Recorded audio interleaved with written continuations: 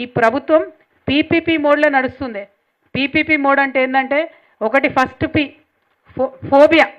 ఏం ఫోబియా పట్టుకుంది రేవంత్ రెడ్డి గారికి? కేసీఆర్ ఫోబియా.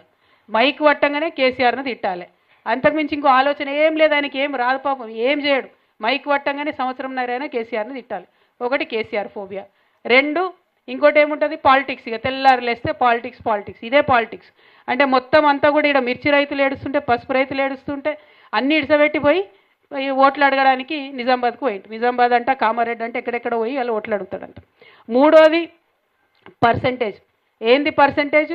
మీ అందరికి కూడా తెలుసు. బయట ప్రతి ఒక్కరు గల్లీ వరకు కూడా 10% సర్కార్ అని పిలుస్తున్నారు రేవంత్ రెడ్డి గారిని. అందరు ఇంకా మాకైతే అడ్రస్ కూడా చెప్తురు, అక్కకి ఫలాన్ చోటకపోతే గడ పర్సంటేజ్ ఇస్తే పనులు అవుతున్నాయని. సర్పంచులు ఉండొచ్చు ఇక్కడ మనోళ్ళు చాలామంది, మీకు ఎవరికి బిల్లులు వస్తలేవు. కొంతమంది హుషారు ఉన్నోళ్ళు పోయి తెచ్చుకుంటారట పర్సంటేజ్ ఇచ్చి. మరి ఆలోచన చేసుకోండి ఒక్కసారి. సో ఎంత భయంకరంగా ఉందంటే ఇక్కడ ఈ ప్రభుత్వం పరిస్థితి. పర్సంటేజ్ తీసుకోవాలి, లేస్తే పొద్దుగాలు లేస్తే పాలిటిక్స్ చేయాలి, ప్రజాపాలన మాత్రం లేదు, వాళ్ళు చెప్పింది మాత్రం లేదు. అందుకే నేను అంటున్నా ఇది పీపీపీ మోడ్లో నడుస్తుంది. ఇక ఇంకొక పీ కూడా యాడ్ చేయొచ్చు కావాలంటే.